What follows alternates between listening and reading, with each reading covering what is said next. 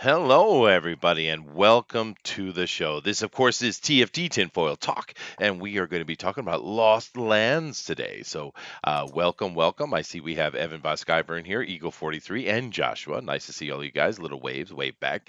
And of course, we're going to have ourselves a lot of fun.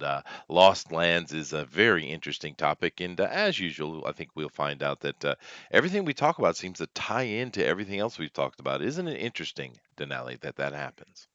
Yeah, Yeah. I mean, I was looking at the material that I was looking for and connected to one other, and went back to what we were talking about weeks ago. Funny. It It is. almost seems like the universe is trying to tell us something. Yeah, I just synergy, don't huh? know what it is. Right. Yeah. Yeah. We got Mo Thra in here. He says, "What's up?" Well, what's up to you? I'm assuming it's a he. I have assumed his gender. Oh, sorry about that. But anyway, guys, do keep in mind all the links we have down below. We are certainly happy to have you guys get involved with the things we're doing, particularly our fan speak over on Facebook. That community is growing. We see a lot of artists promoting themselves, giving reviews of things. It's really cool. We're happy. It's turned into exactly what we wanted it to be, and check those things out. We also appreciate the subs and the likes and things like that. It certainly helps us with YouTube. But the thing that actually helps us the most, seeing as we are live streamers, is to hit that share button and let your extended community and family and friends know what's going on so they can join us. I do see we have Mecha Godzilla in here. He says, "What's up, Chester?" Well, what's up, Mecha? We have Rodan. He says, "What's up, fellas?" Well, what's up with you, dude? And we have King Ghidorah. You all be wildin'. Thanks, man. We definitely have some Godzilla fans in here. Godzilla himself is here. Awesome, dude. Hey, guys, chill out. You can't be acting up in this stream. No, I'm happy to have you guys, man. We're all real excited about the Godzilla coming out. Definitely look forward to going to seeing that as soon as I can. I do know that I actually have a concert. I have an event on that day that it opens here, so I'll have to see it the next day, I think. So I won't be able to get the opening in. But what about you, Janelle? You ready to go see Godzilla, man? King of Uh, monsters. oh yeah. Oh yeah. The critics were complaining that there was a lot of monster action instead of human drama, and you know what? That's perfectly okay. It's more than That's perfectly where okay. Yeah, we want that. that's what I we am want. hungry for kaiju Uh, actions. that's right. Matter of fact, I'd be pretty happy if Godzilla just simply flamed every living human that was moving around and we just saw the monsters, actually. I could care Oh less. yeah, Yeah. yeah. I certainly don't need any woke nonsense. We got King Caesar in here. Whoa, dude. Now, I don't know Oh which is wow. higher, King Ghidorah, Godzilla himself, or King Caesar. It's quite a name, though, King Caesar. Wow, I can't believe you guys didn't invite me to this one either. Y'all suck. The only one king, guys. There's the only one king, guys. Well, King Caesar, do you have something to say about tinfoil talking lost lands? If you do, we'd be happy to have you come in here. I'm assuming you guys are. I know who you guys are. I just don't recognize these sock puppets you're using right now. But I ain't your king. All right, there we go. They're having fun. Well, Yeah, well for being in here, guys. Really happy to have you. We are absolutely. going to be talking about lost lands now. Denali, it's kind of interesting because when you talk about lost lands, there are so many that it's kind of hard to choose, really. How did you narrow down your conversation for today? What did you go with? Well, I started out with the lost land of Mu Hmm. because that was easy.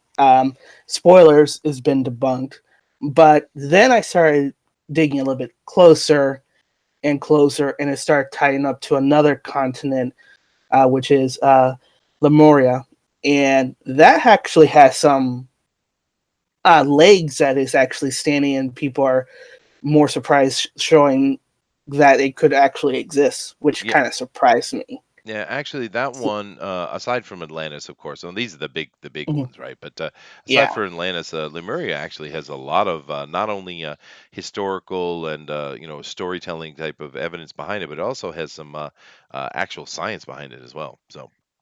Yeah, Lemuria is Right. pretty interesting, but there are plenty of others as well. There's a whole bunch of little islands that have actually even disappeared within modern times, right?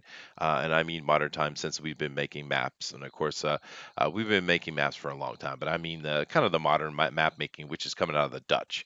I mean, the Dutch were absolutely incredible seafarers, and they have made the most accurate maps. They were quite impressive. And we have a lot of maps over the past several hundred years that have islands that have been there, documented, well documented, and are completely gone, and no one knows why. There's a few of them that we think that have to do with some government or something destroying it or removing it. But it is interesting how things coming up and down out of the ocean. It has something to do with the roiling movement of the planet, I'm sure. But they're still over here talking about each other, it looks like. We're gonna have a battle royale in our I chat. think so, dude. I think so. You know, a quick question on Godzilla before we do jump in, though. Yeah.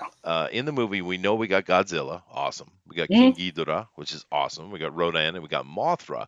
Mothra's looking real good, by the way. I was really happy with that. But Yeah. do you think we're going to get a surprise cameo of any kind? I'm sure. I am definitely sure You we're know, gonna be seeing. I've heard some rumors on the back end, just rumors, but I've heard Mhm. rumors that Gamera might show up as a cameo somewhere. No, dude, that's like my favorite, man. I mean, I'd take Gamera any day over any of the rest of them. I love Gamera. Those are my when I was a kid, man. I loved it. I would love to see Gamera in there. I'm kind of wondering if they're going to do that, have some little cameos, maybe at the end of the movie or something like that, or one of those end trailer little blips they do. Yeah.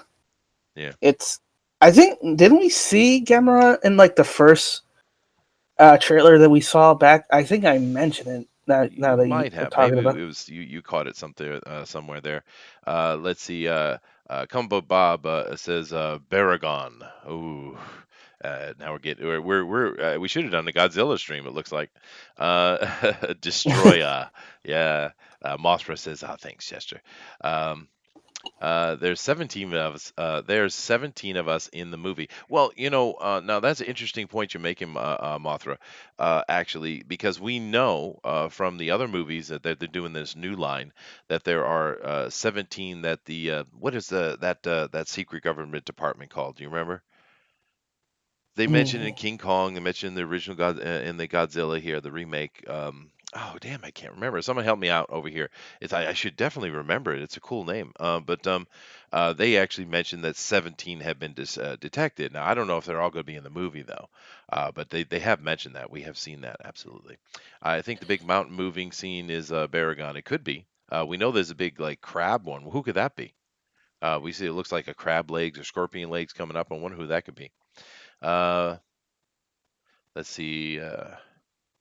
Oh God, you do not want Destroya in here. Oh goodness gracious. I love that on and Gary S as well. Monarch. Oh, okay. Maybe.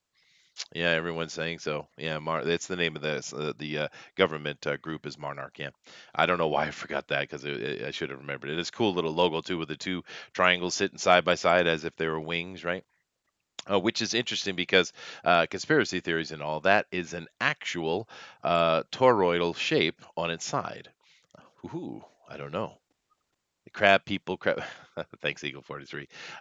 Mhm. But yeah, no, we're all excited about it. I know I had noted in my head that I had a concert the day it comes out, but I think it's on June 1st, right?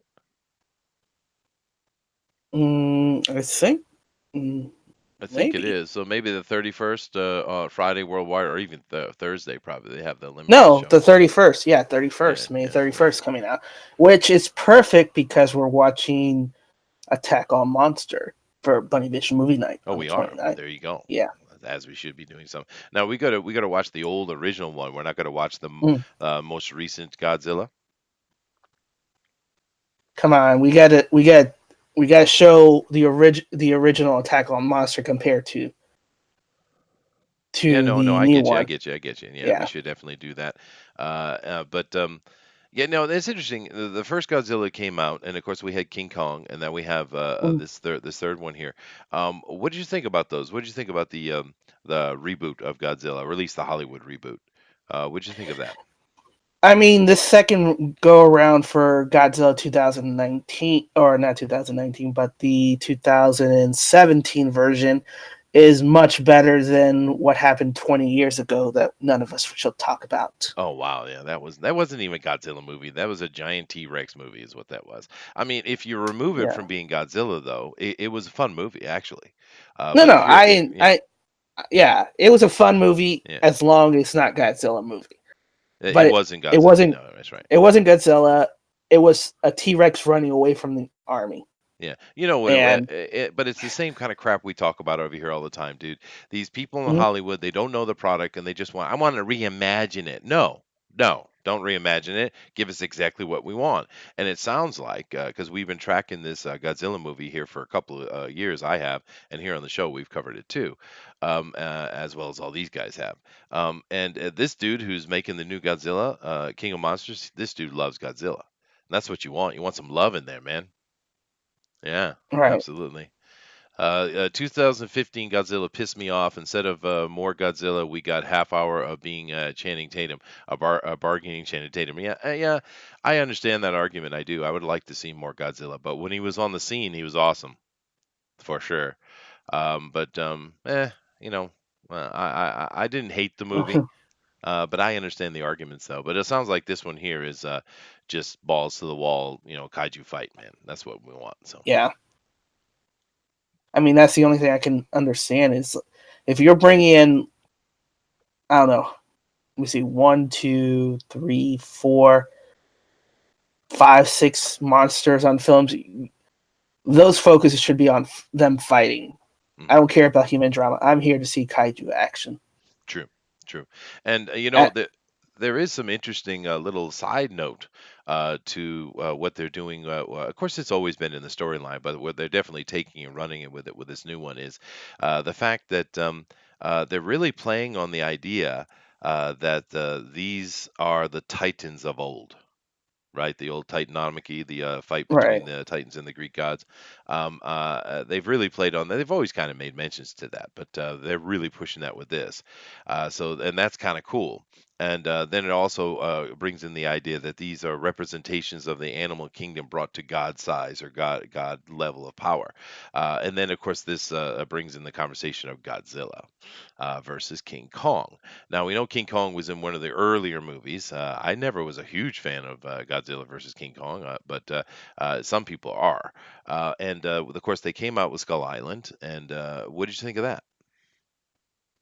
It was pretty good. I mean, Skull Island. They had um the end credit where they were showing them as Titan Cape Paydens of Yeah, Mothra and all that stuff yeah, in the Monarch, all that. Um, which is kind of funny because next year after this, the sequel, the direct sequel, is actually Godzilla versus Kong.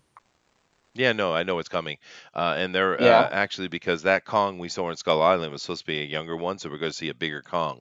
But I don't know. I just never really was interested in Godzilla fighting King Kong. I mean, it's coming. We're going to get it, so maybe it'll be cool. But I never really, I never thought it was cool. And and therefore, who's going to win? Who's going to be the hero?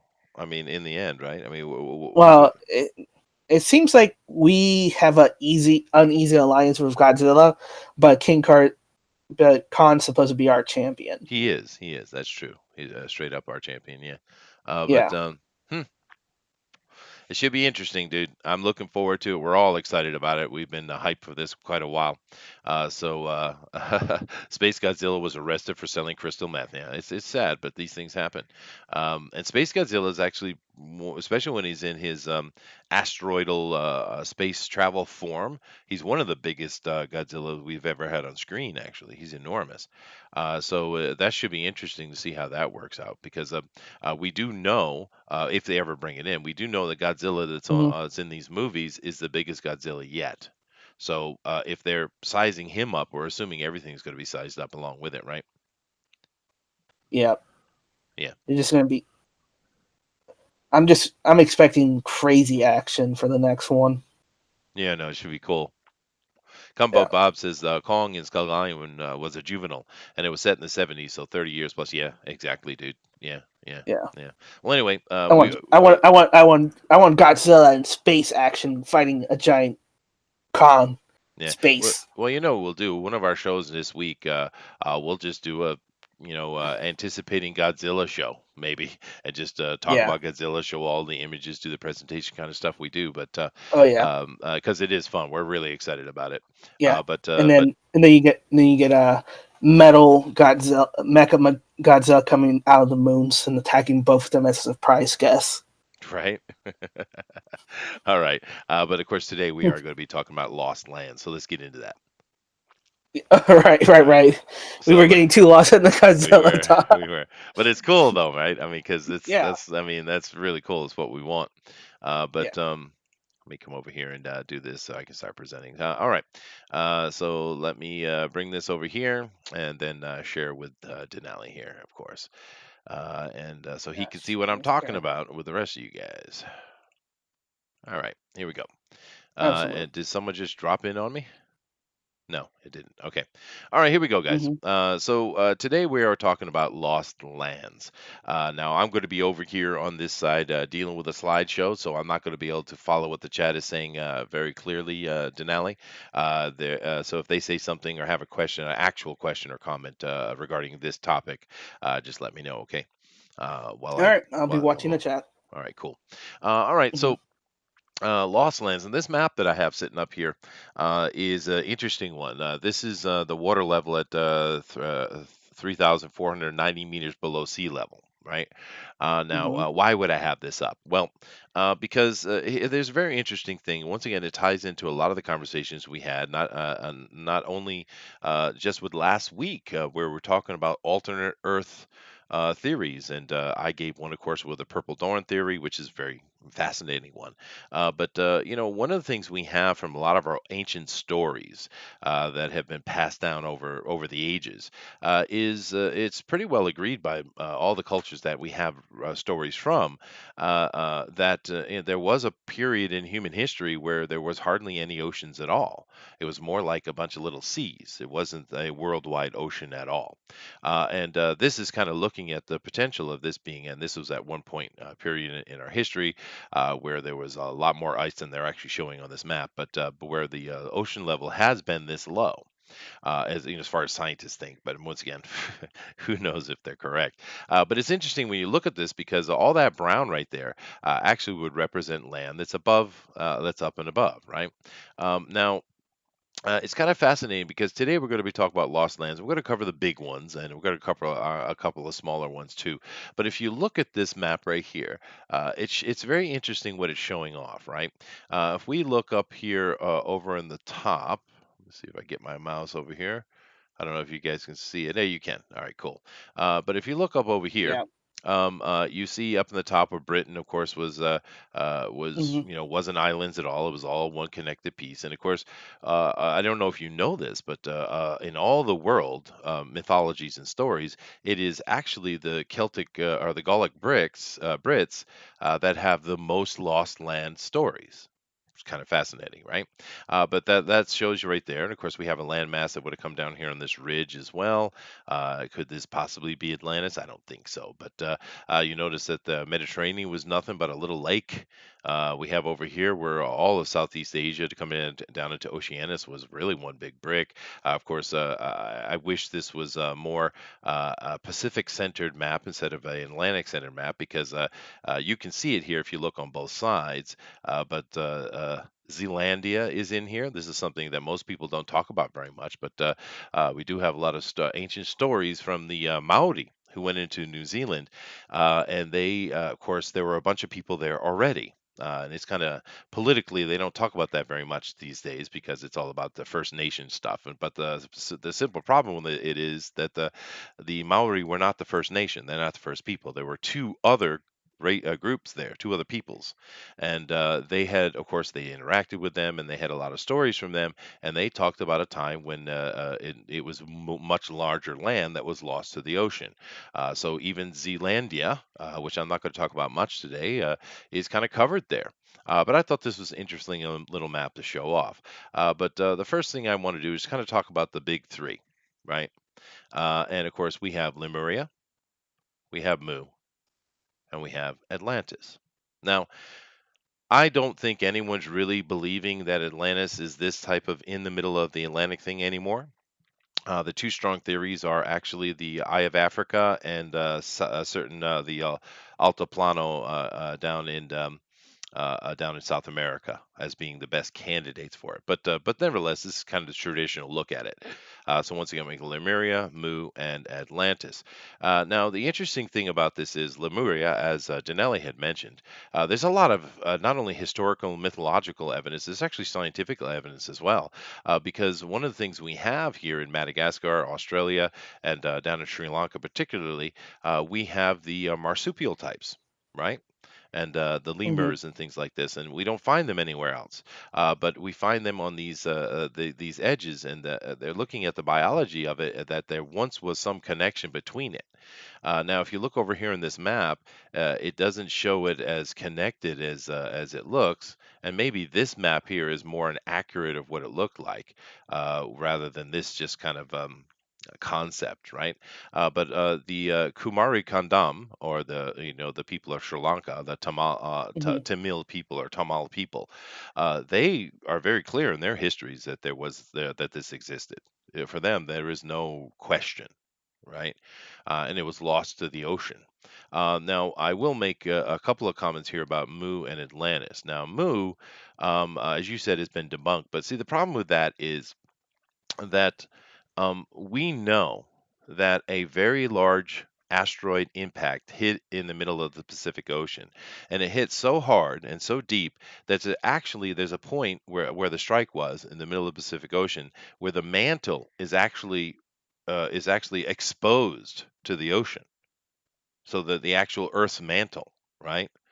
So that's how deep that hit. It's a serious business, right? What's going on there. Right. And it's what created the Ring of Fire. That's why we have so much earthquakes and craps over here in the Pacific, because it literally cracked the earth like an egg, like a shell, like the shell of an egg is what happened with that strike. Now the question is, when did that strike happen? Right? That's the argument. And we've already covered on this show with several things about how they age crap and their age stuff and how nonsense it is. But the simple fact of the matter is, seeing as the mantle is still exposed, it kind of feels like it'd be fresh. It's newer, right? We also know that during the disaster of 12,000 years ago, which has been academically confirmed, involved with that were a lot of asteroids, meteorite strikes all over the place. I mean, thousands and thousands of them. They've connected many of them, but they don't seem willing to connect that one. Well, what if it all happened at the same time? What if it was all part of that grand disaster that wiped out so much of the Earth and the peoples and animals and stuff like that? So I know you had said debunk, and I'm going to let you cover that. But I'm saying that maybe not, maybe not. Now, the one with Atlantis, I'm going to get into a little bit later myself, so I'm going to leave that for now. But the last couple of Sure. things I want to mention is some of the smaller lost civilizations, lost lands. Here, of course, we have an image of High Brazil. Now, High Brazil is some people call a phantom island or legend or myth or stuff like that. But there have been so many maps with it, and it's very firm in the history of Ireland, and even with Britain as well, that it did exist. And once again, the Gaelic peoples don't question it. Of course, it was real, right? And it had a civilization on it. And I think if you go out there and look, you'll find there's actually Hmm. was more going on. Because here's another lost islands, right? And these ones are very interesting. We're talking about Tuatha de Danann and the Hmm. Falius, the Gorius, Findius, and Murius. These four lands that they came from. Now, some people have tried to place this up around the Arctic Circle. Others have said, well, we can see them submerged below the water, et cetera, et cetera. If we come back to this map, you'll see that this was all land, right? So, I mean, who knows, right? What was going on with that? But the interesting thing, I'll add a little caveat with that, is in the story, though, when they are talking about leaving the lands of Nurgle and the four cities that they came from. They were escaping a disaster, and they escaped across the heavens in their flying ships and came to Key. right? So it is a weird story because, in essence, what the Tuatha De Danann stories are telling us, which of course is the story of Noah, right? And it's the oldest story Right. of Noah we have. Of course, they call him Nuada, but it's the same guy. It's the oldest version of Noah we have, but it's weird because in that story, what it's basically telling us is that they came from Mars during a disaster and escaped to Earth.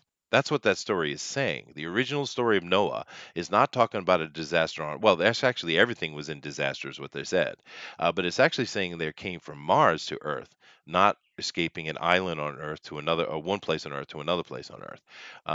So these are weird. This almost is a different TFT show we need to talk about, to be honest with you. Right. But Yeah. they are lost lands, and that's why I threw it up here. But anyway, this is my little presentation that I had for us today. Now, I will come over. Let me switch this over real quick to here. Okay. And just take a quick look with me here, Denali. We have 10 Hmm. lost civilizations. This is from Archive, the Yeah. explorerarchive.com. It's a pretty cool site. And of course, they talk about the Mayans.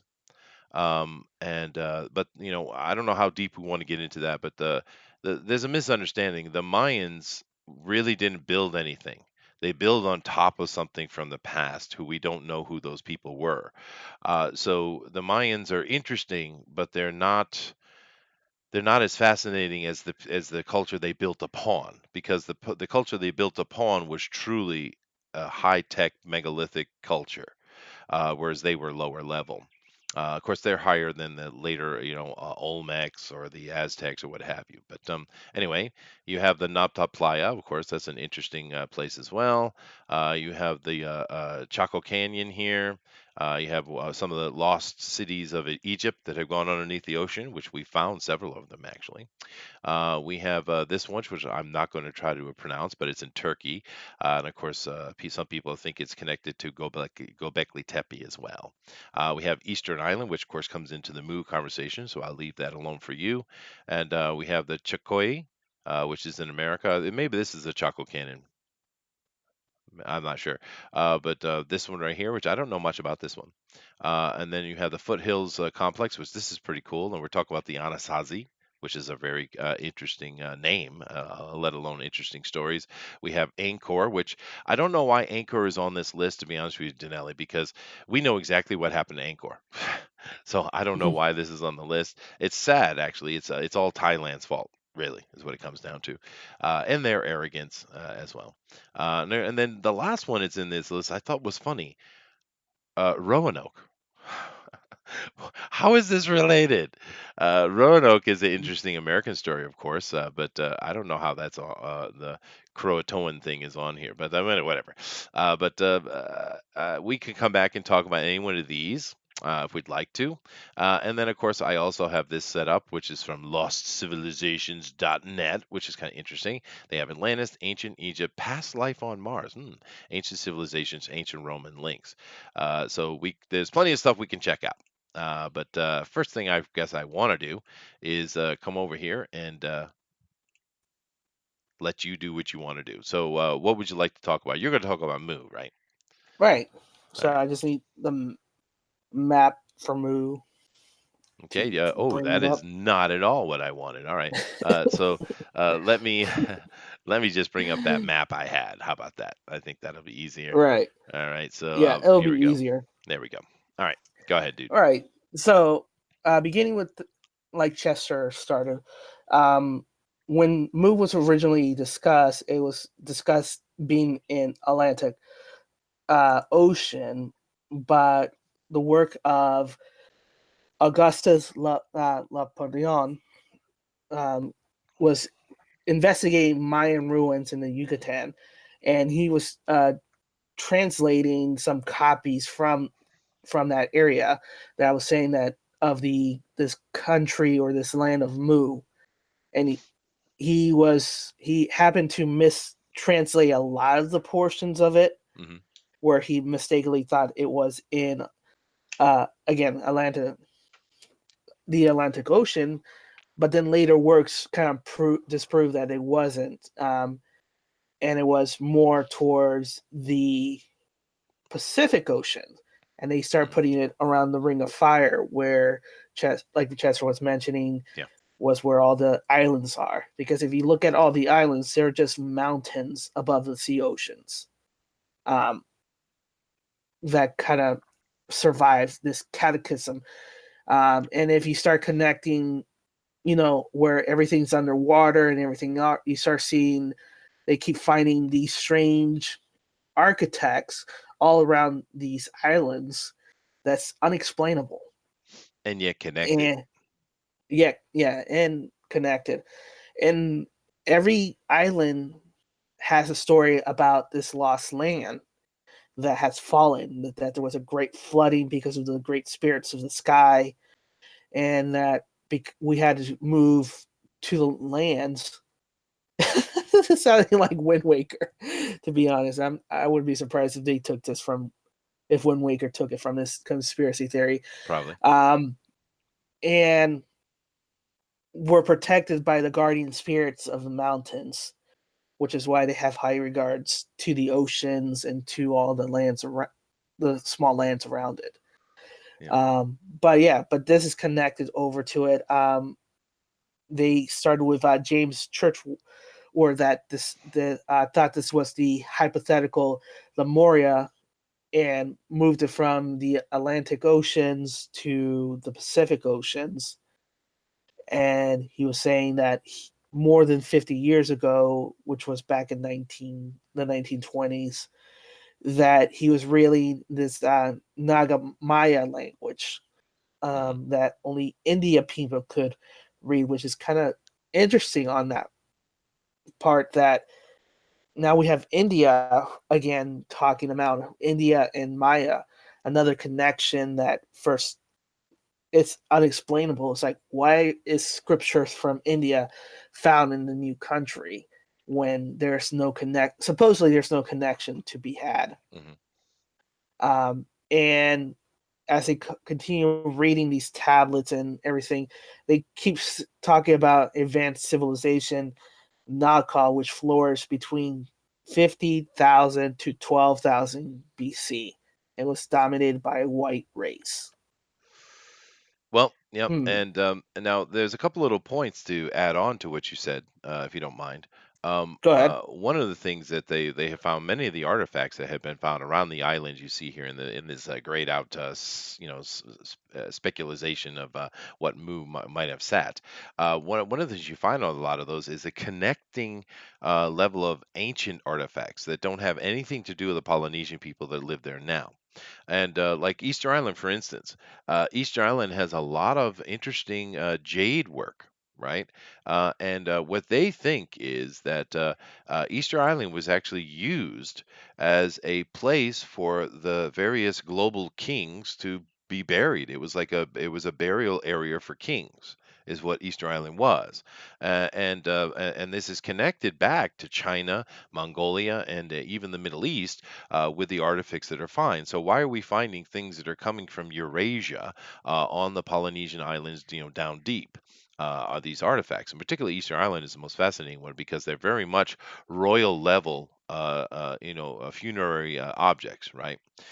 So Yeah. Easter Island is quite fascinating. Actually, it's not at all what people tend to focus on. They focus more on the Polynesian aspect, right? The Rapa Nui and type things like that. But I think Right. it's pretty obvious the Polynesians came after. I don't think that they have any Well, he was connection to also what was there before. right, and they were also claims about linkage to Egypt because they found a lot Hmm. of symbology that was Egyptians around these islands as well. Hmm. Where Egypt is across the world. How the heck are they connected? You Well, know? and there's another Yeah. interesting connection too, which once again is coming out of the Irish folklores, and it's really fascinating to me. I've mentioned this a couple times, and I'll say it again, dude. When I went Hmm. to university to study anthropology, archaeology, anthropology, at that time, of course, the education system was all about Egypt and Mesopotamia, et cetera, et cetera. And I would never expected that in the modern past 10 years or so, we have found that the actual ruins and stories of Ireland are actually the oldest on Earth up to this point, and that's shocking. That's not at all what I expected to come out. But if we take that and okay, the scientists are agreeing now, saying that.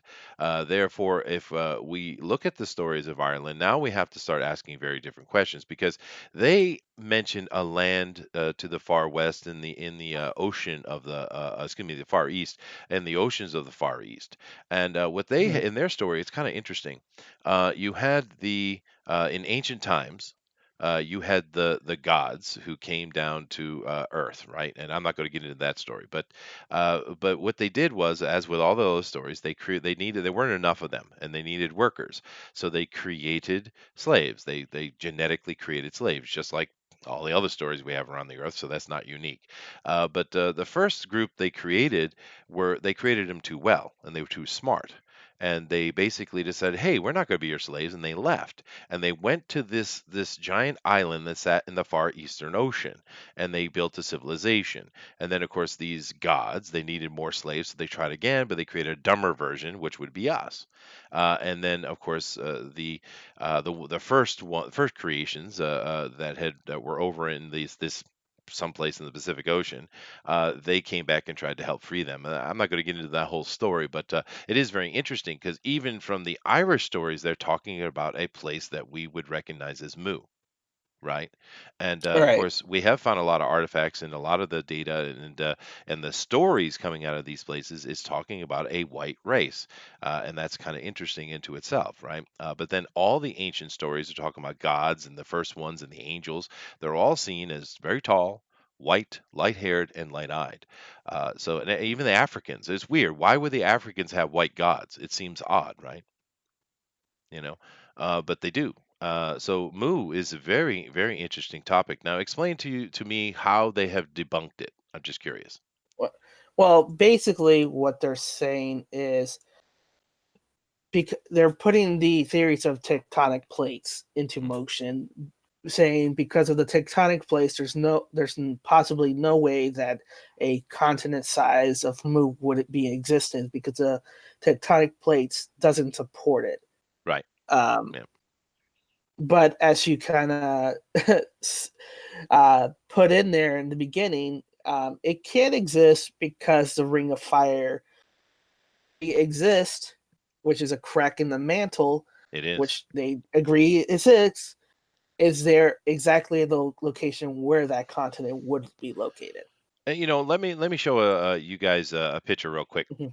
I think this would be helpful. Let me come over here and do this here. Earth without water. Water. Take a look at this. Ego 43 saying Earth is flat. That's how they debunked it. Oh, there you go. Okay. But take a Yeah. look at this. This is Earth without water, guys. Here you go. Now, um, that is not a pear. That is not a sphere. That is something odd. Look at that. Right. Look at that, right? That is very interesting, right? And we have different angles on it here, right? Right. That's what the Earth looks like without water on it, guys. I mean, it's as far as they say. I mean, once we know we have to take everything with a grain of salt, but it's wow, right? I mean, what is that? Look at it again. That is a very odd looking thing. And of course, the oceans, and then of course, supposed whether they be gravitational fields or electromagnetic or magnoelectric gravitational fields, either way, the water would make it displayed as something that is roundish. Now, here's an interesting thing too here as well. We see that in the next to Africa, near India here, there's a very deep well, and we know that there was, this is something that's not argued at all.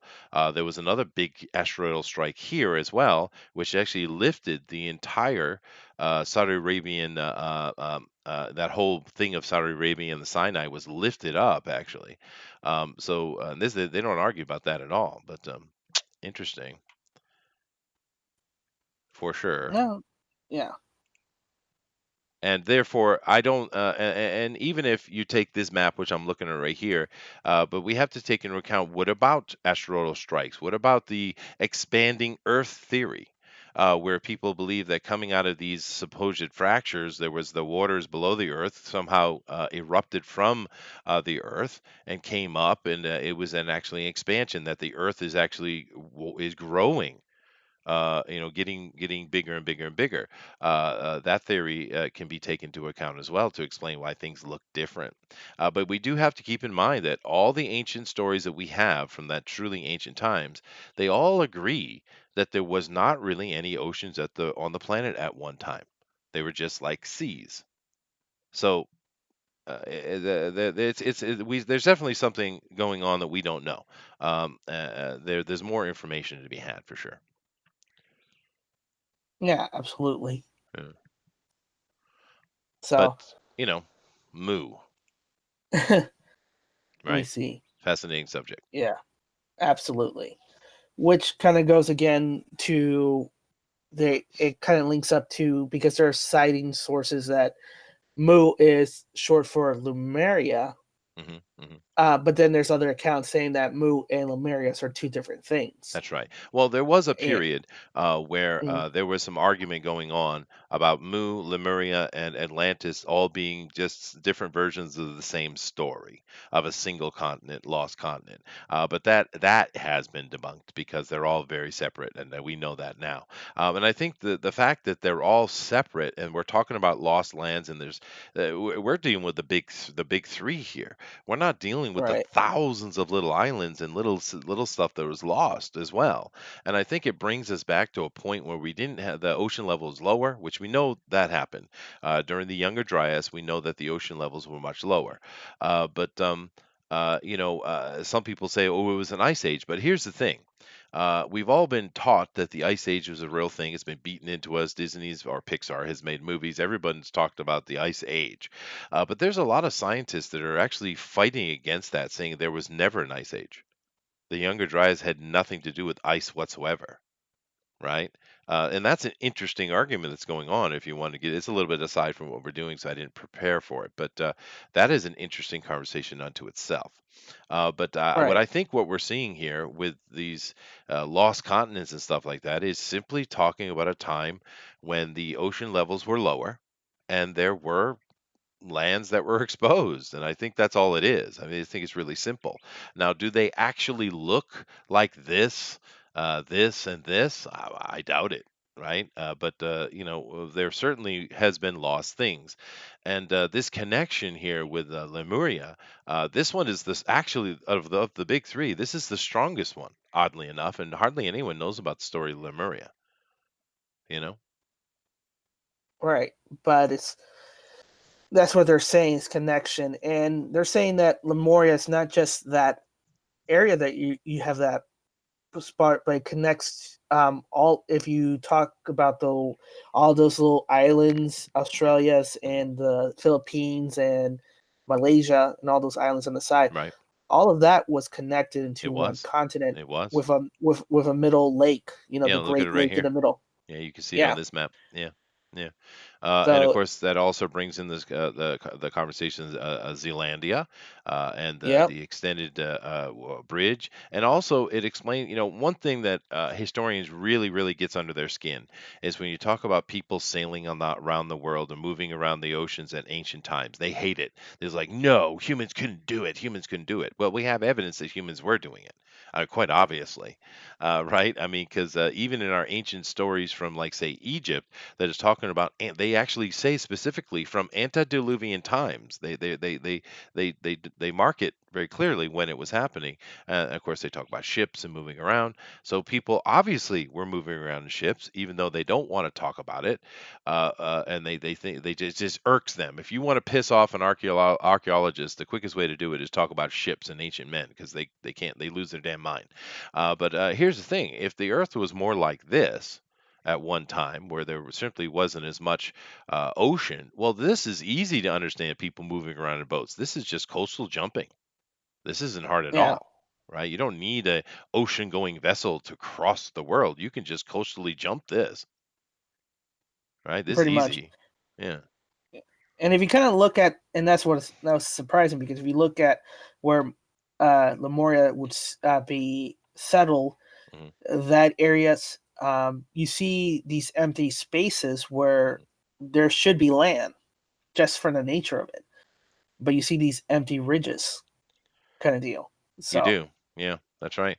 And if you look right here, let me bring my mouse back over and see if you guys can see it mhm. again. Uh, Here we go.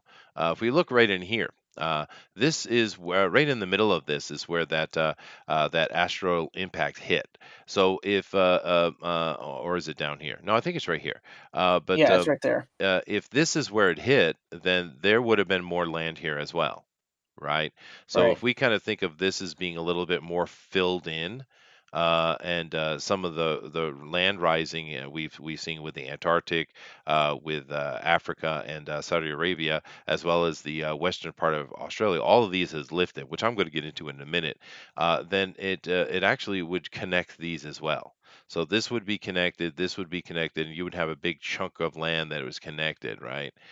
This is right, rising, so it could have lifted on this side. Therefore, this side would have increased. So we could have had a lot more land here actually than what this map is, what our current map would show us would exist. right. So it's very interesting. And since I'm talking about land lifting, let me get into what I want to talk about today, because I want to talk about Sure. Atlantis a little bit. Um, because we haven't mentioned Yeah, Atlantis yet, if you haven't noticed, because Atlantis is a hot topic, right? And there are right. people. There's a really good argument that right over here in South America is where Atlantis is from. It's a really strong argument actually. But actually, I think the best thing for Atlantis is actually coming out of Africa. And here's the thing, though. I don't know if you know this, but this big old desert that's sitting at the top here, a lot of people have this idea that Egypt and ancient Egypt, or Kemet, we should call it Kemet, because understand Hmm. Egypt is a Greek word, and during the Ptolemy control time of Egypt, of course, they would have called it Egypt because the Ptolemies are Greeks. But in ancient times, it's not Egypt; it is Kemet. They are Kemetians, right? That's who. That's we use this word Egypt incorrectly all the time. But what you have to understand is all these deserts up here, just 5,000 years ago, documented by the way, that was all beautiful, lush jungle. The desert coming in is a new phenomena. It really is. It's only 5,000 years. That's not a lot of time, right? I mean, really, if you're thinking geologically. So Right. We're this living in a post-apocalyptic world, We and we are. don't even know it. We really are. That is very much true, and the academics agree now. Finally, which took them long enough. But here's the thing: another thing that people don't understand is that this landmass of Africa that we're looking at, is particularly the western section over here, they don't understand that this is raising. This land, the western part of Africa is going up a few inch. I think it's an inch or so every year. It's lifting, right? Antarctica is doing that as well down here in this section. Australia's western side is doing that too. So we have this circle of land that's kind of lifting up, almost as if some ancient thing had caused it to start moving, and it hasn't stopped, right? And a strike rate here in the middle of the Indian Ocean might explain exactly what that is. But they are rising. Of course, we see huge rising that's coming out of the Himalayas as well, right? Because in ancient time those Himalayas weren't that big, right? And of course we know they're young because they're all pointy and edgy. They're very young mountains. And another interesting thing we have is with that strike, and this is a little bit of scientific information for you guys. It lifted up the mountains, and you see that southern edge here is actually the highest lift, right? Makes sense, Right. right? But we had several bits of rocks and stuff get thrown out of that when that big hit happened, and coming out of the Himalayan mountains. Matter of fact, a gigantic boulder was thrown out of the Himalayas. It came over here in Australia. We actually see in the land where it hit and it skipped once and then twice and then stopped. And we, of course, call that Ayers Rock or Ururu, right? And actually, so the big rock, Ayers Rock, that big old red rock that's sitting in the middle of the Australian desert, is actually coming out of the Himalayas, and it flew through the air, and we literally can see where it skipped. It's very cool. If you're interested in that, you should go check it out. So we know exactly where it comes from. We can see how it came into place, and it came out of that same strike. So here's a little bit of scientific information that actually connects that strike, and we have the lifting as well. Right, but the thing with Africa lifting, we have a misunderstanding. All of this land being above the ocean is new. It's new because looking at that lifting and going back to where it was, and also taking stories of the past, talking about how things used to be, what we have is this, right? Look at Africa now. Hmm. All that blue stuff that's been blued out, that would have been ocean, right? So what you have is radically different looking Africa, Or radically river, different. or riverways. If we're comparing to the old map hmm as well. And it also makes a lot of sense too, because in ancient times they called it Upper and Lower Egypt. And they've always confused about that because they don't understand why the lower part is called upper and the upper part is called lower, and they didn't understand that, like, oh, maybe it's because the river flows from inland going out, yada yada yada yada. Where's the source of the Nile? A great mystery that's been going on forever. But if you take a look at this situation, well, then it makes perfect sense that there would be a separate Upper Egypt and a Lower Egypt because they were giant islands, right? Right. And these are big ass islands, by the way, right? That's bigger than Britain. Oh yeah. Um, but it's very interesting. And then if we also look here, and we look at Libya, of course, and we look at these center areas in Libya and the other things. When you're looking at this map and you read the ancient Commission text, it starts making a lot more sense, especially what things are centered and stuff. It actually really makes a lot of sense that this is what it looked like. And then, of course, over here in what we call Mauritania today, Mauritania and most of West Africa, of course, was underwater. But of course, these two big islands were sitting here. And one of those islands, right there, is kind of interesting because in that island, sitting perfectly on that island, is the Eye of Africa.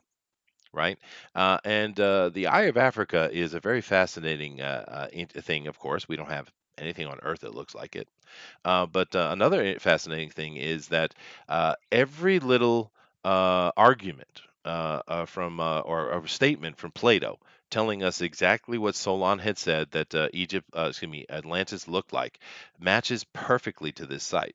It's shocking how perfect it is, right? He says that Atlantis, from its outer ring to outer ring, its diameter was so many stade. And when we take a stade and we break that into our modern, measurements, it was 32 kilometers. Right now, if we come here and look at this eye of Africa, which I'm sitting right over here now, I could bring up a better picture actually. Let me do that. I think that would be more interesting. If I Hmm. come over here to the eye of Africa and we take a look at it,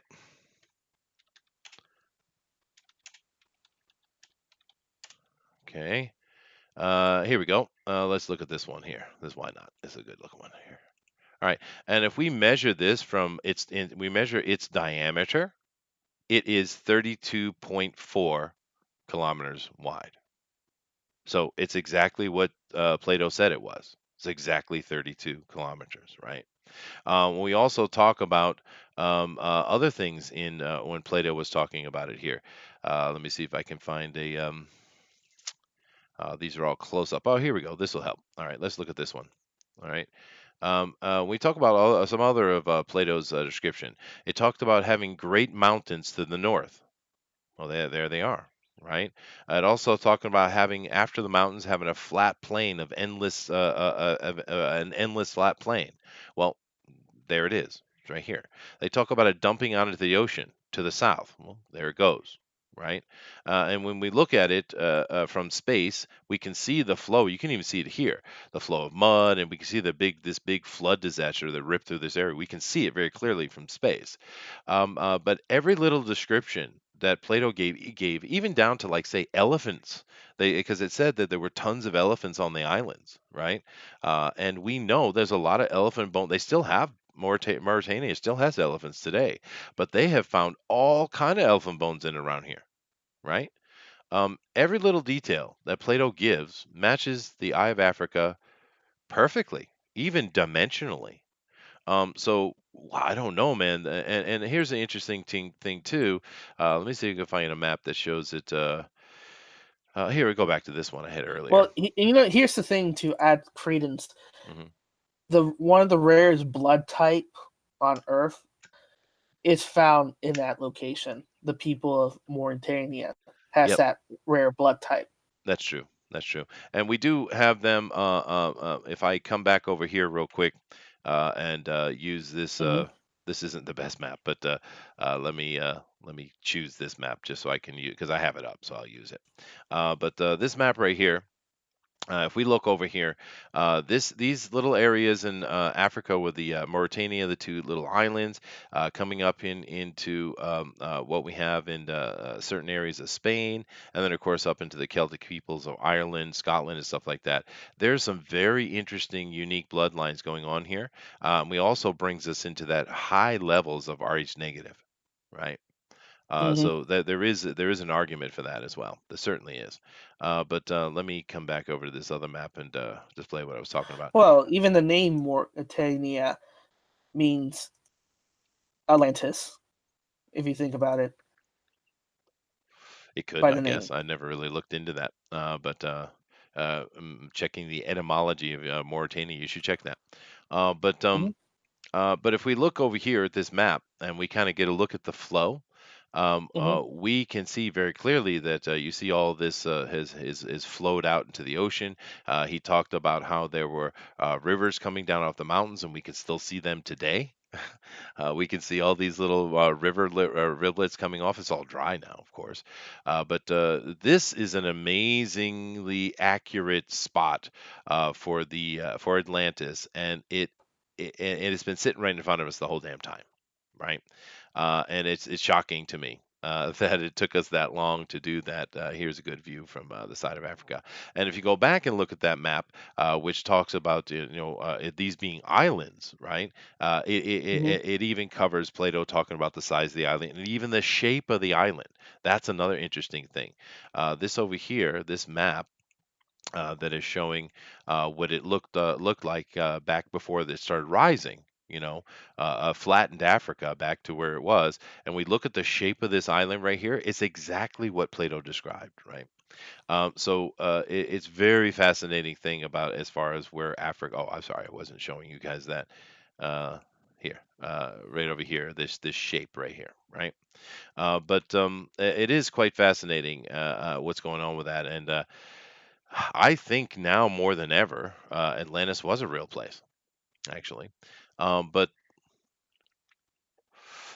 This is an interesting site, and of course, it debunks the idea of Atlantis being some kind of island in the middle of the Atlantic. Because even if we come over to these maps that I was looking at earlier here, and we take a look at this, even at this time, even if we, because there aren't any major asteroidal strikes in the Atlantic proper, right? Of course, we have the Yucatan strike, which was a big one. It created the freaking Gulf of Mexico was created by a meteor strike, by the way, or asteroid strike. But we don't have that in Atlantic specific.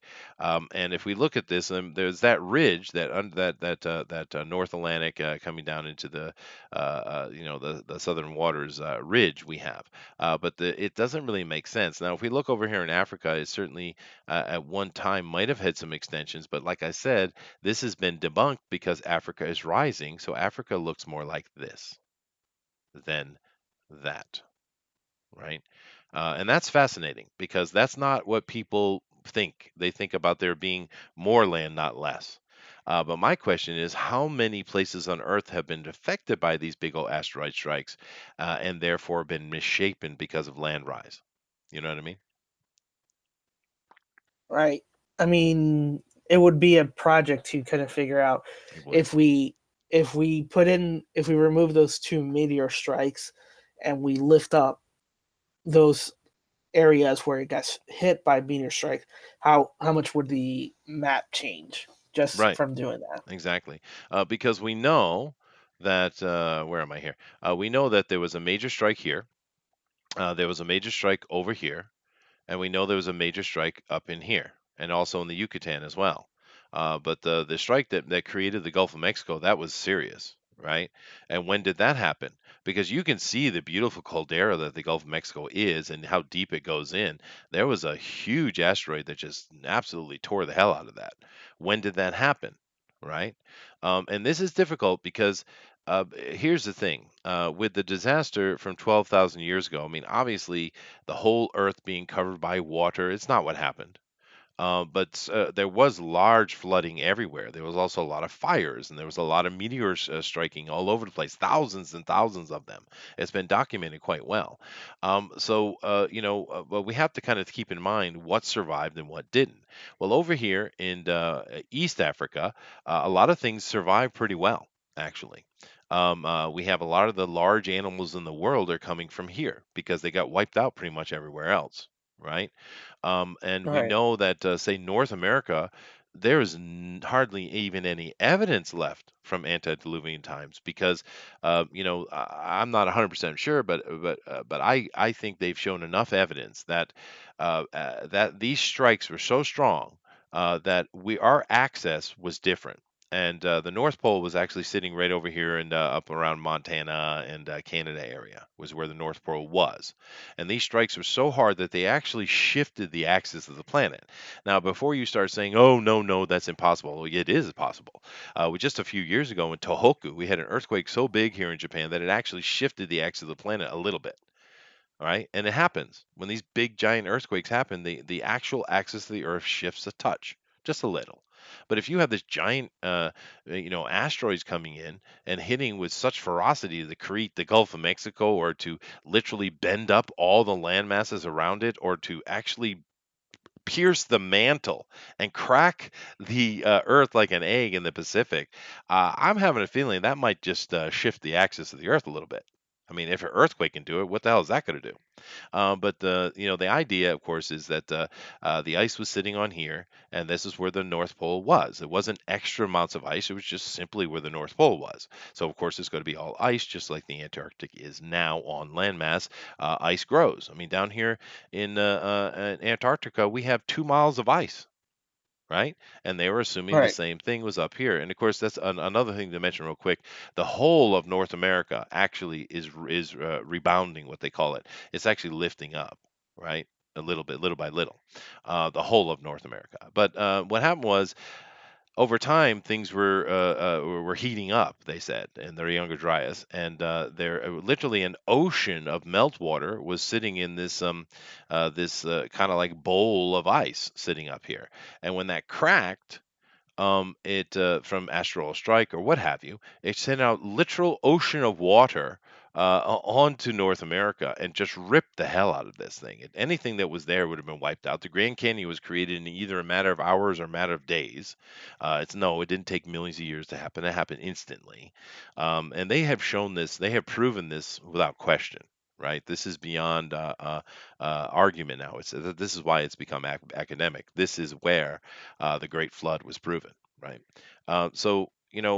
We don't know what other civilizations there could have been in North America. There could have been amazing things, just like here in Japan, for instance. We know that when those disasters happened, that Japan was completely washed over. The entire islands were washed over, right? So everything that's in Japan now is came after. They're not the original inhabitants that are here. They came in later, right? And we know that there are foundations and stoneworks on in Japan that no one knows who built, and they're from incredible antiquity, right? So we see a lot of this, and the reason I'm mentioning that is because in each one of these places, like say Japan or other things like that, we find seashells all over the place.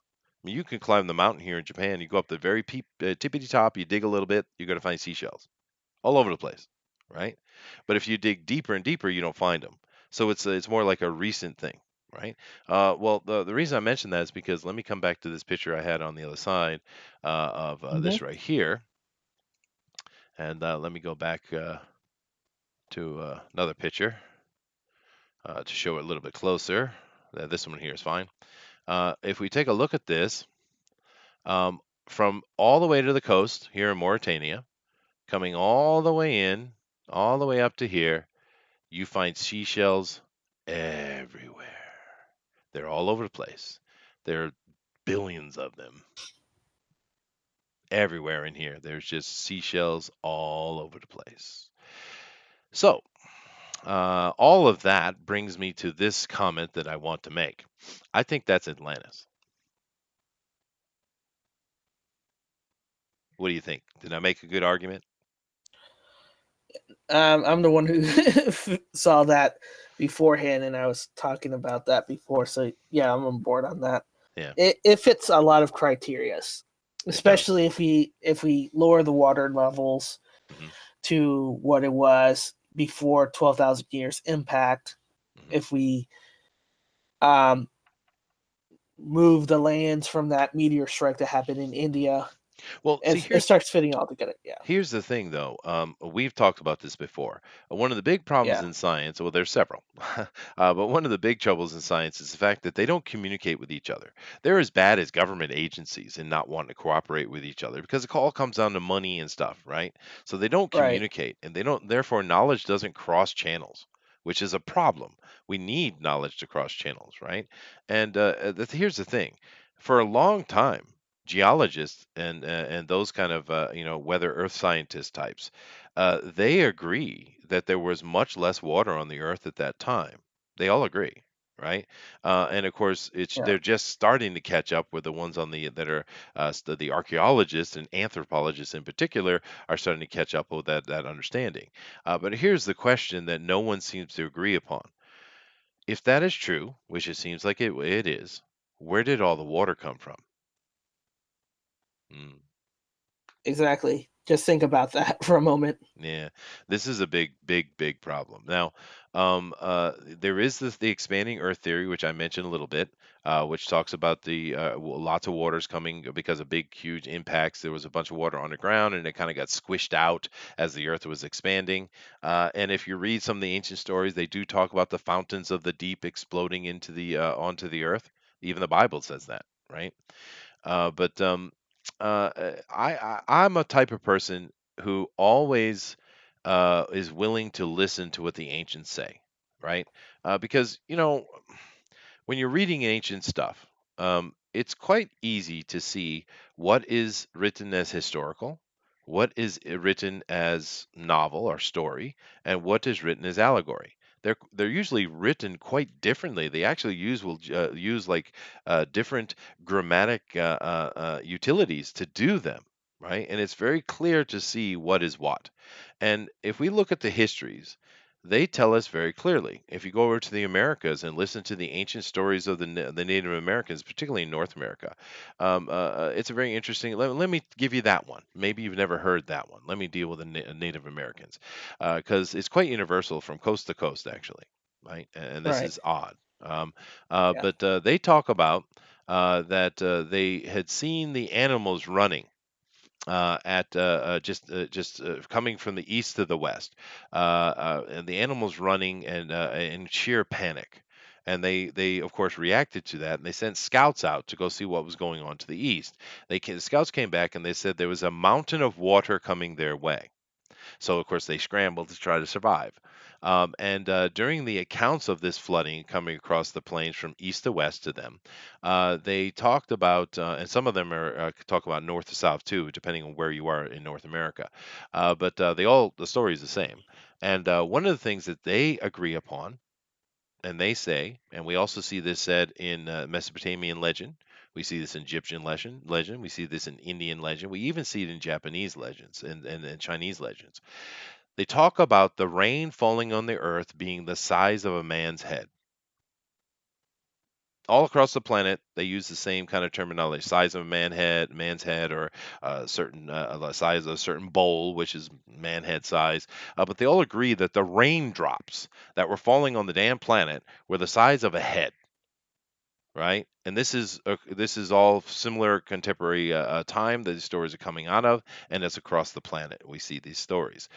So I tend to, and they're written as histories too. They're not written as allegory. right? So I tend to would rather listen to what the ancients said and not be a jackass and believe that they knew what they were talking about, seeing as they lived through it, right? So yeah, it's interesting. We're talking about lost lands, and we're come back to that same topic of Yeah, that disaster. That 12,000 year ago disaster seems to be the root of everything, doesn't it? right. We, we're not hunting out for narrative for that, but that's what it appears like. Every Yep. mystery that seems to be, that scientists can't explain keeps coming back to that disaster. Whatever happened 12,000 years happened Ago. because of that disaster. Yeah, yeah, and then eventually we're going to have to get into talking about the theories of how that happened and what had happened, because there are many. For me, I think it's fairly easy to focus that conversation though, Denali, because we Mm, have many stories from once again from different places on the earth that talk about the event. And one of the things that seems to be fairly consistent is the fact that there was a planet that the humans could see very clearly, and it was called and it has different names in different languages, but Typhon is, or Tiamat or whatever like that. mhm. And This planet was so easy to see because it was so bright. It was so bright in the sky that they called it the second sun. Right now, I know there's some confusion with this because Saturn is also often considered the second sun, but that's not what they call Saturn. They don't call Saturn the second sun. They call Saturn the midnight sun. Okay, it's a little different. But Typhon, Tiamat, whatever you want to call it, whatever, there's many names for it actually. Um, they all agree it was there. It was very bright in the sky, so they could see it very clearly, so it was well known, right? And For some reason, they agree that it was an ocean planet. Now, was it an ocean planet because somehow they knew that, or was it simply because it was bright and reflective? I don't know. I don't know. But They all agree it was there, and then it wasn't, and that is when the cataclysm came. And if it was a water planet, like they said it was, right? And big, huge, that somehow exploded. Something happened to it because we know the only thing left of the damn thing is the asteroid belt and the big old comets that are and asteroids that are flying all over the place. And once again, just to reiterate, comets are not balls of ice. It has been proven very clearly. They are big, giant rocks, just like an asteroid. The only difference is they have a polarity that makes them oppose the positive polarity of the sun. Therefore, they light up because you have two magnets coming to each other, is what's happening, right? They're not ice, they are giant rocks. And We do know the asteroid belt has a bunch of chunks of ice in it, though. We know that. That's all that's left of it. So if it were a water planet and that water is just going into space, of course it's going to instantly freeze if space is what they say it is. Mhm. If we had along our path had come into, we're moving through orbiting around the sun, and if we came into the path of that, well, it's going to fall right on top of us, right? And every now and then it's going to happen. As a matter of fact, twice a year we go through an asteroidal meteor belt that we were constantly getting hit by stuff every year, twice a year. This is where we get those, the meteor showers from, right? So what Right. if a long time ago there were much bigger rocks in there, and the ones that were going to hit us have already hit us, right? And what if big chunks of that were actual ice from the oceans of this typhoon, and that is where all the water came from? I mean, it's a fair speculation, right? It is speculation though, because we have to answer the question: where did all this water come from? You know what I mean? Hmm. No, I Nick. mean, yeah, there's really nothing that can be said. I mean, we need more research and more open mindedness Mhm. on that. Well, what do you think though? Do you think it's water that came from somewhere else, or do you stick with the theory that there were just huge oceans of water underneath the ground that somehow got squished up into the surface? I Which one do you think mean, seems more likely? let me see. There's, I'm not really sure to be honest, um, because both can be plausible. Yeah, no, they could be. And And I know that's a weak answer, um, given a lot of information that we have, but Hmm. it depends on the direction. You know, if this was really with a water planet, it would um, make sense that there's a lot of water, frozen water, ocean level water, Hmm. um, circling around it. Yeah, If this is from it's our possible. water, Hmm. that because of the impact of the asteroids Yep, jetted into the air, then that also makes sense. You know what? It could be both. it could be. It could It could be be. it could be Yeah, traces of both yeah. because Yeah, because um the one from oceans underneath the Earth being pushed up, we know the big strike here in the Indian Ocean, the big one in the Pacific Ocean, as well as the Yucatan and the Gulf of Mexico hit strikes were very large too. So yeah, it could have been just gushing water coming from underground. It's definitely either one. I think it's or both, like you yeah. said. So I mean, it's plausible. We just don't know it because we, like you kind of were mentioning, we can't really record that because the technology that they're using right now doesn't record that far. Hmm.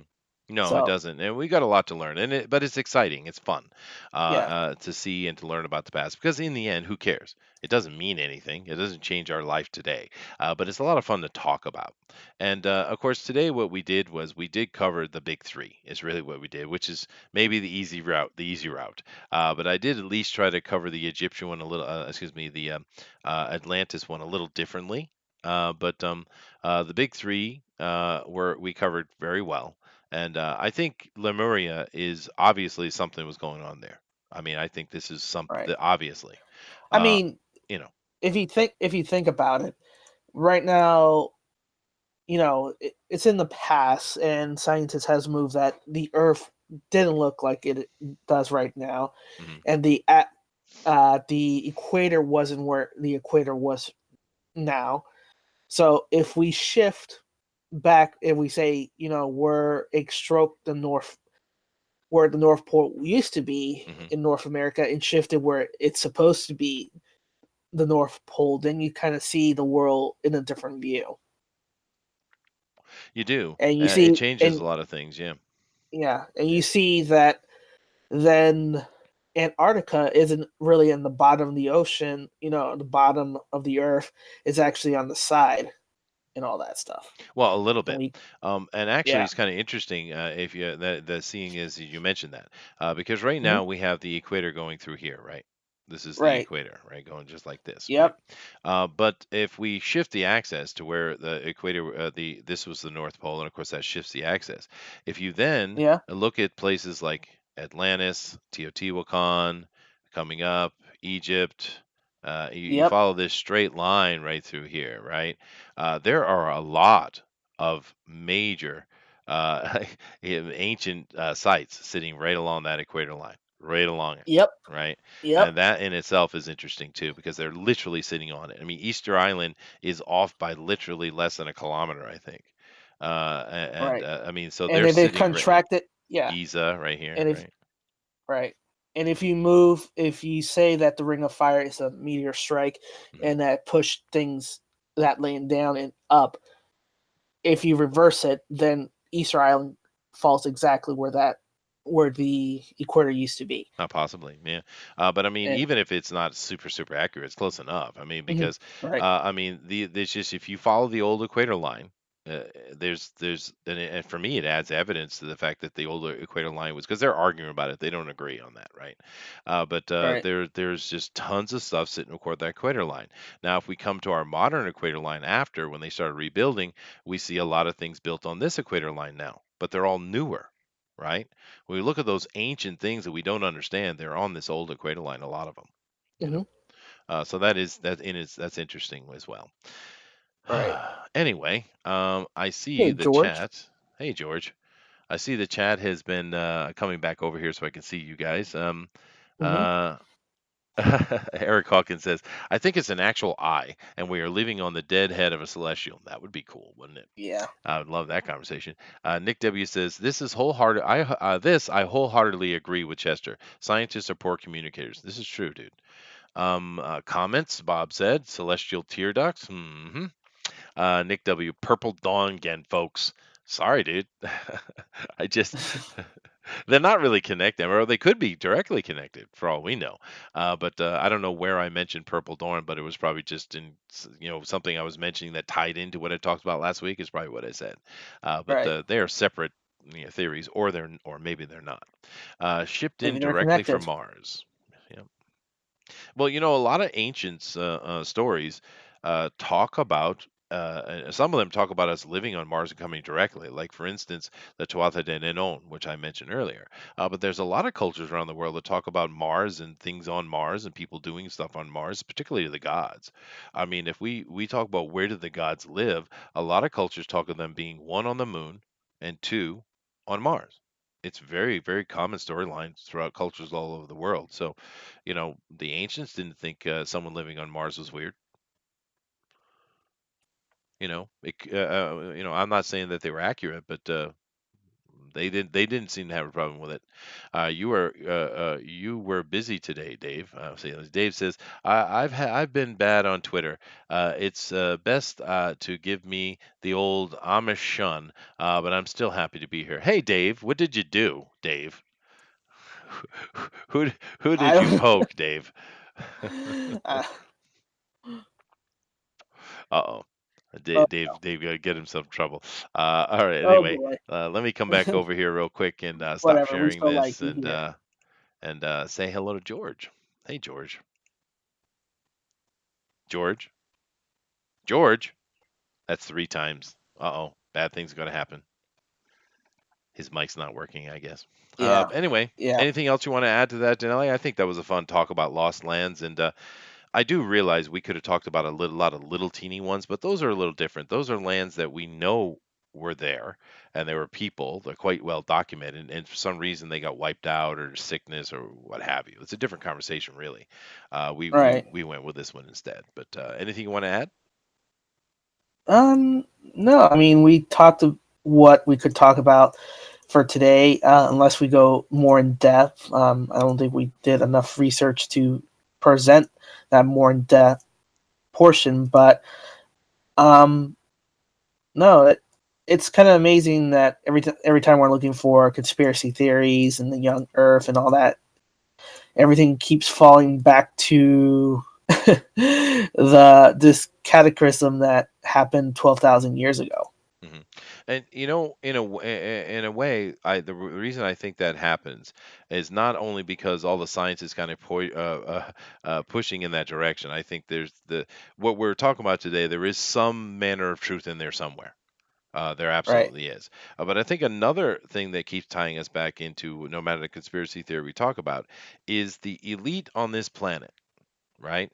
And it doesn't matter what you want to call them. It doesn't matter. Rich, super rich people wanting to control power, get more money, and have more power is not a conspiracy at all, right? But the simple thing is, a lot of these super rich people are part of these kind of cults, right? Particularly the saturnal cults. I mean, that's very popular all over the planet, right? And the simple fact of the matter is, it doesn't matter if you and I believe any of this. It doesn't matter. They believe it. They believe it, right? Hi, can you hear me And now? that's why a lot of, yeah, we can hear you now. That's why a lot of things keep getting tied back into it because a lot of our modern culture is built upon those concepts because the elite that are creating the modern culture through their, Hollywood and their TV shows and all their stuff, their flags. I mean, we haven't even got into the conspiracy theory of flags yet. My God, that's a deep one, right? But if Right. but the thing is, they believe this stuff very clearly. They believe it, and that's why it persists. I think, you know. Okay. Definitely. I mean, unless they are privy to some information that the general publics don't have, that these are all supposedly smart people, Mhm. and they wouldn't easily believe, these conspiracy unless there's something that would shock them to the core to Yeah. say no, this is true. Well, there's two little comments I have for that, Denelli. Hmm. One, remember when Donald Trump came out of that meeting with Barack Obama, that long hour and a half meeting he had, he was white as a ghost. He didn't have a good poker face at that moment because something shook him. You could see it. right? He was told something, and it was quite clear that he was shocked by it, shook by it. He was pale as all get out. But another just interesting insight into way they think. Down in the Temple of Daedra in Egypt, which is absolutely fascinatingly beautiful, amazing thing. You guys have certainly seen it, whether you know the name or not. It's the one that has like the little helicopter hieroglyphs, and you've seen it imagery from it many times. It's a Temple of Hathor, is what it is. But Right. here's an interesting development that just happened recently, literally in the past month or past 6 weeks, actually, super recent. They're constantly trying to restore and renovate these temples because of tourism. It's money, right? Yeah. And they were lifting up these giant stone floor tiles in the temple to kind of clean and rearrange. They're just restoring stuff. But they took up one of these, gigantic stone floor tiles, and underneath it were columns as big as the ones that are sitting in the room itself. So underneath the Temple of Daedra is another temple. That is, so literally, it was built on top of an older temple. And now you would think that would be all over the news, right? You think everybody would be talking about that. My God, what is going on? How fascinating! Matter of fact, for tourism, be great, right? Hey, we're going to gently take all this old temple off and move it to the side, and we're going to dig down and find out what that temple is. Wow, tourists, come on in, give us your money, right? But no, that's Right. not what they're doing. They're shutting down the site, and they're going to secretly try to research and figure out what's going on with that, and they're not going to share it with anybody. This shows you how they think, right? That would be the most amazing thing for anybody who loves history to watch happen. What is the temple under the Temple of Daedra? That is just fascinating if you like history, right? That is, who knows what kind of hieroglyphs might be down there? What could we find down there that would give us more information? Especially because the Temple of Daedra is one of, the Hathor Temple is one of the most fascinating temples in all of Egypt, right? Right. But And yet, nope. they can only present whatever they want because nobody's seen what that temple would Oh, we look just like seen the once they're top done. of the top of this giant column. That's all we've seen. Yeah. But Exactly. it's just so nonsense, right? The way they think and the stuff they do, you know. Anyway, let me see. Curious 2A is talking about something unrelated, I think. He said, Lol, I got suspended for Twitter for making fun of Alyssa Milano and Kamala Harris. I'm appealing. So, what did you say about Alyssa? I mean, come on. All she's saying is she's not going to have sex with you until women have perfect autonomy. And, I was planning on having sex with Alyssa Milano in like a week or two, too, man. It's horrible timing. Anyway, but George, I see you have something up and you want to talk about something, so why don't you do so? Yeah, I was listening to the entire show. I couldn't do anything about it because family's over, too much noise, and now they're all quiet. That's the backstory. The front story is this: Atlantis is not anywhere that you've mentioned, and what I'm going to present to you is in my screen share right now. Hmm. Is that Atlantis is, if you look at the map of Greece, it's to the right and a little down on this spot Oh yeah, no, right that's here. been debunked already, George. That was debunked years and years and years ago. Hold on a sec. Hold on a sec. No, Let I me. know what you're talking about, George, I but I know you're this gonna is say it's debunked. Yeah. debunked, but this is the start of my short presentation. Okay, go ahead. Go There's a ahead. there's a this spot here, and all the spots around Greece have been blocked by the Greek government. You cannot go under the water. You cannot touch any of the ruins. You cannot even investigate any of the ruins. Hmm. You can fish, but you can't touch. And there was a reason why they, um, what do you call it? I don't know, put it as a constitutional mandate Hmm. not to touch anything under the water, even for research purposes, is because it all stemmed from a few discoveries that started off in this island here, Hmm. and then it started to mushroom uh, around this area, Hmm. and that's when the Greek government said, "We've got to lock this down." Well, One of the writings in the scripture regarding Atlantis is that it was destroyed by an explosion. Uh, I'm assuming it's a volcanic explosion, and one of the few places in this area in Greece that has or had a volcanic explosion is in this area here. uh End of presentation. Okay. I get what you're saying. That's an old theory. It's been around for a while. It's a cool theory too. I mean, no one knows exactly where Atlantis is, even if it's real. So, that is a theory that's been around for a while. It's a cool one too. There are a couple things I would say to that though. One, I remember when the Greek government shut that down because actually in the I get a bunch of newsletters from of course my university itself as far as a few others when it comes to anthropology, and they had actually put out a request to everybody because what was happening was you had a bunch of European, African, and Chinese groups that were down there basically pulling artifacts out of the water and were trying to sell them on the open market, and the Greeks were pissed off. So they put that in there to try to protect their antiquities. That's what that's the at least that's the public line on it, right? That's what they said they did that for. I'm not going to argue whether that's true or not. But As far as the other thing goes, and this is something I should have mentioned when I was talking about Atlantis, and so thank you very much, George. Actually, if you read the accounts of Plato, when talking about Atlantis, it doesn't say anything about a volcano. It says very specifically an earthquake. Another thing it doesn't say at all, and it's funny because every damn Hollywood movie or anything you see about Atlantis, it always talks about the sunken island, but it doesn't say anything about sinking.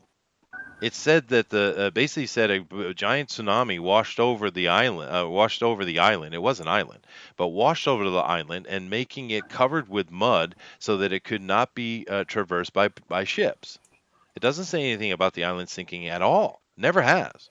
And I don't understand why everyone's kind of fallen into this idea of sunken Atlantis because it doesn't say that at all in Plato's accounts. It says it was washed over by a tsunami and it was so thickly covered with mud that ships could not traverse it. That's what it says. It's the opposite of sunken. It's buried. Is really what the Plato's account is telling. That's one. And but as far as the island of that's Santorini, isn't it? I think so. I think it's Santorini. That one's been around a long time. I think it's a good one too. It's a very interesting one. But it doesn't really sit with the Atlantis as far as Plato's telling really well because it wasn't a volcano as far as what Plato tells us. Now, who knows? It could be another lost land. There could be other things going on. And another thing with Santorini that really ties in, we think we know exactly when Santorini happened, which is about 3,000 years, a little over 3,000 years ago. And when that volcano went off, it caused all kind of troubles. Right, and actually, a lot of people think it was one of the main points of the fall of the Bronze Age when we fell out of the Bronze Age and the later, coming out of that Dark Age that lasted several hundred years, and of course that was the birth of the Iron Age with the Greeks coming up, and in the case of later the Romans. The end of the Bronze Age is really connected with the explosion of Santorini. So, Right. you know, And then if you follow Plato's, he says that Atlantis is in the using the old map is in the northwestern area, or not northwestern, but southwestern area where of Africa, um, where Africa would be, that area would be using the ancient maps. sure. Sure. Yeah, There's been a lot of arguments as well, George, with talking about Atlantis being up past Ireland into those big islands. If we go up and we look at just here, let me show it real quick. I don't have anything directly in place, but make over here and share real quick and go back to this real quick. Hold on a just second. realized that all those land is hyperbia Conan's. Oh, Hyboria, yeah, Yeah, yeah. Sure. Let me come back over here, George, and let me show you something else that's kind of interesting. And if I come over to here and hold on a second. All right. And let me see here. Earth map. Maybe that's an easy one. Oh, that was a horrible spelling. What the hell's wrong with me? yeah. All right, here we go. Okay, what are you doing?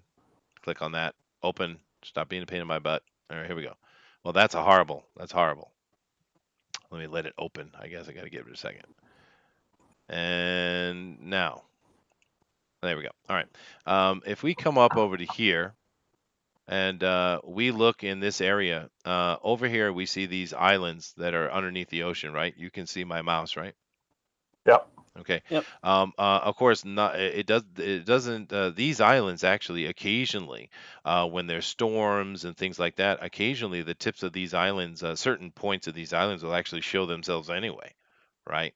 So it's not too long ago that these would have actually been above water. I mean, easily above water.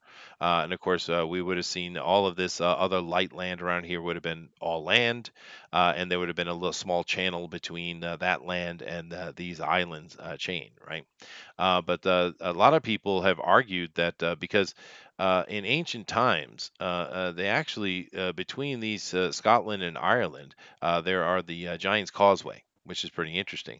But if you look at the old name of them, it's basically calling them the Pillars of Hercules. That's what they're calling them, actually. So if this is the Pillars of Hercules, then it would be past that, and of course, boom, here are these islands. So there's some really Right. strong arguments about this being Atlantis as well. I think the thing that makes it compelling to me, why this one is a better choice here in Mauritania, is simply because all the measurements match up. They just all the exactly as Plato had said. It actually makes his account more reliable because they all match up everything, the mountains, the measurement, opening to the ocean, et cetera, et cetera. Everything he said it was is right there. So that's why I like that argument. But Santorini's one, of course. South America is another one over here in the I think it's called the Alto Plano, down in here. Is another good argument for Atlantis. There's this one over here I just mentioned, past these old Pillar of Hercules into these islands over here. And of course, another really good one, which we haven't talked about at all, is the fact that, and I like this one too. This is a cool one. Over here, in next to Saudi Arabia, we know that the Saudi Arabian plate has been lifted up incredibly because of that strike. But this over here used to would have been much smaller, and there would have been islands in it, right? And there's a lot of ancient stories and myths coming from these areas around Iran, and of course you have the ancient down here in Oman. And the east of Saudi Arabia, you also have the stories of Iram, right? The ancient city of Iran, which most people don't know about that, I think. But there's some really good argument of Atlantis being right here too. Actually, there are many, and it's all interesting. It's all cool, you know. One thing that caught my curiosity. Mm. What was the name of Egypt in the ancient times? Kem or Kemet. How do you spell it? Kem, Kem, or Kem is more referring to the land. Kemet would be the nation, right? Okay. Kemet, and it simply means the land of the black soil. It just means because the Nile. One thing people don't understand, we all understand that ancient human civilizations would build and grow up around giant rivers. We got the Egypt, of course. We have the one, the Amazon. We have the Indus Valley group over here, which, of course, and the Yellow River in China, et cetera, et cetera. One thing that people don't might not know about Egypt is that the Nile is going from south to north, which is odd, and it does its own type of you know how when you have a farmer, they want to take water from some nearby river and flood their fields to give it water, right, to grow their plants. Well, the Nile does this automatically, right, every year. And with the flooding of the Nile brings all that great sediment and nutrients that drop on this beautiful black soil of Egypt. So being a farmer in Egypt's like one of the easiest places to be a farmer. It's really easy to be a farmer there. They don't have to do much, right? And that's why they call it the land of the black soil because they're talking about the farming. But it's called Kemet, and they were the Kemetians. Egypt is a Greek word, and of course, during the Ptolemy time, of course, Ptolemy was one of the generals of Alexander.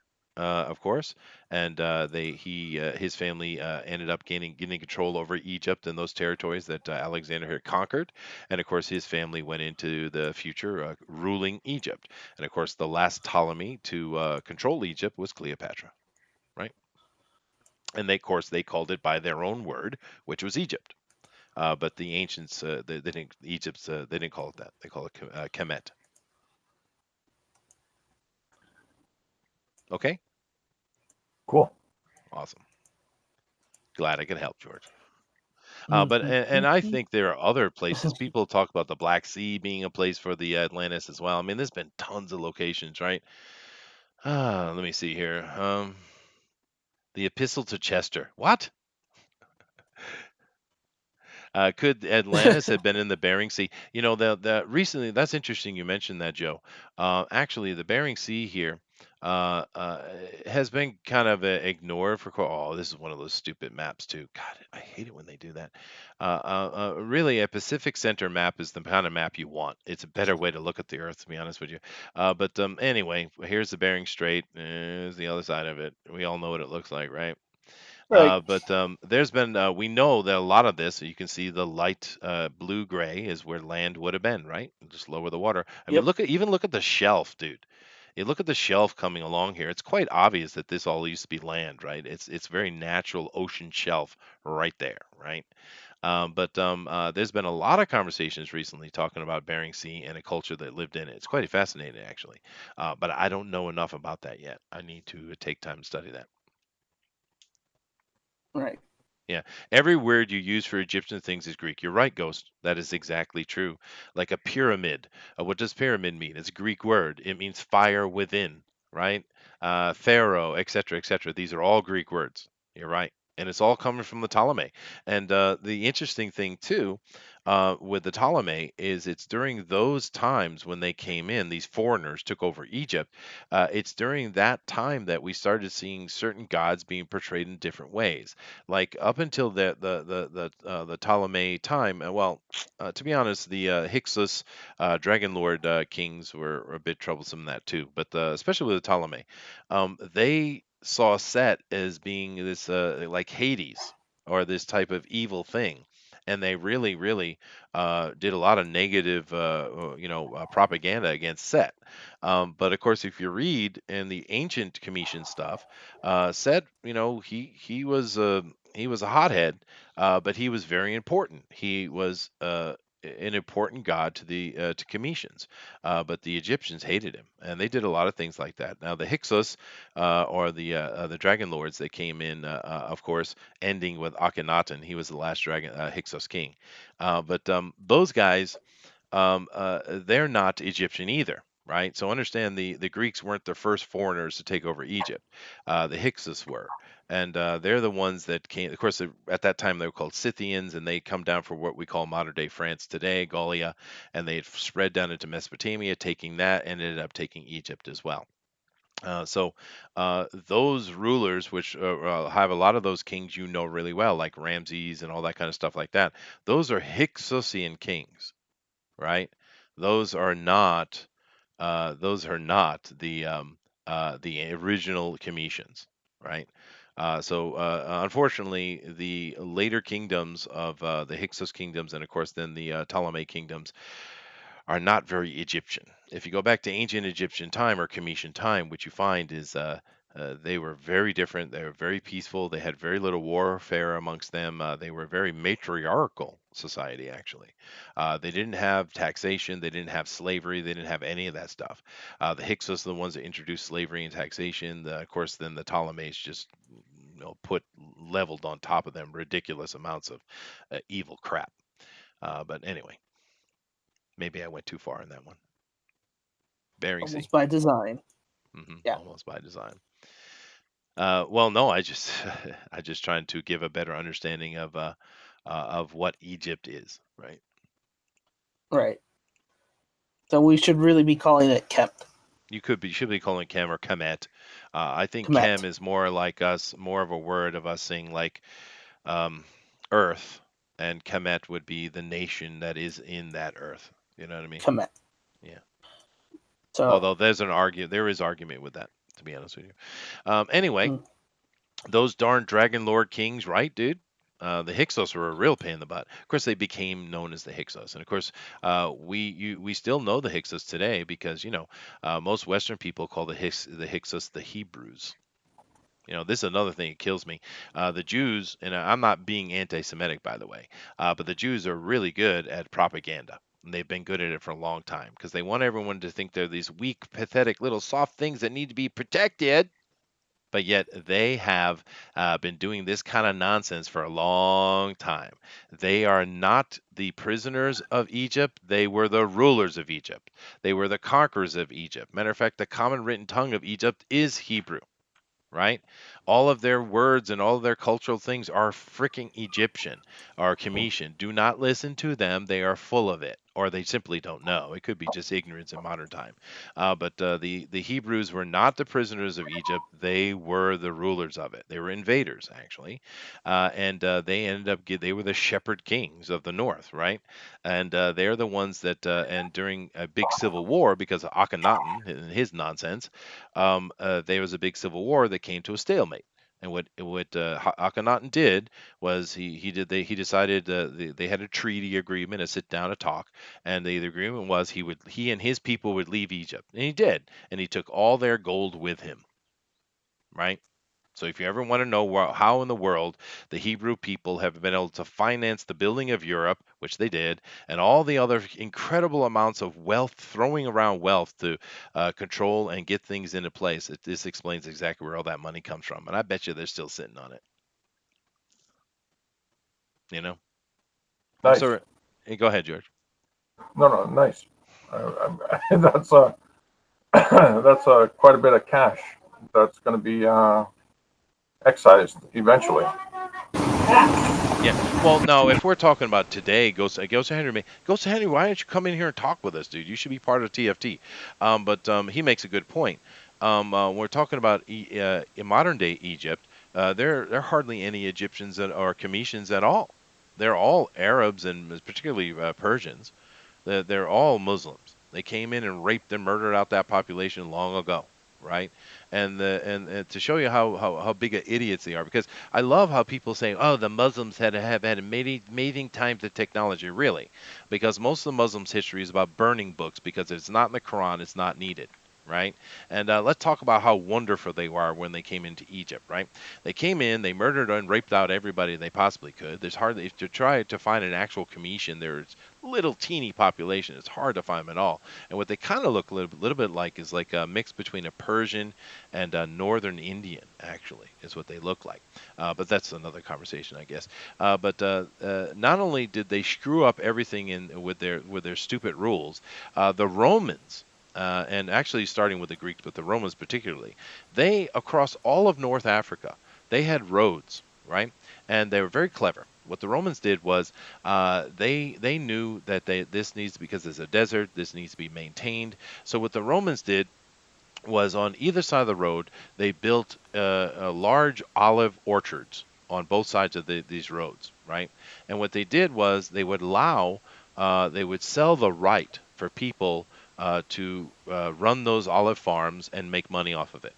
So all the way across northern Africa, there was these olive groves owned, and of course it would supply olive oil to Rome. It was very clever, and it kept those roads beautifully in shape, and it kept everything irrigated, and there was a nice green strip all the way across the north of Africa, right? So what did the Muslims do when they came in? Are they going to maintain this beautiful thing that's already operating? Oh no, murder everybody who's involved, take the territory, don't know how to do anything because they're dumb and uneducated, and it all falls to hell, and now you see what northern Africa looks like, right? The Romans had it all nice, beautifully set up, and the Muslims come in and screwed it up, right? Unbelievable. More than 1,000 years, nearly 1,500 years of northern Africa having this beautiful managed roads and just wiped out by Muslims because of, Allah. Sorry, pisses me off, right?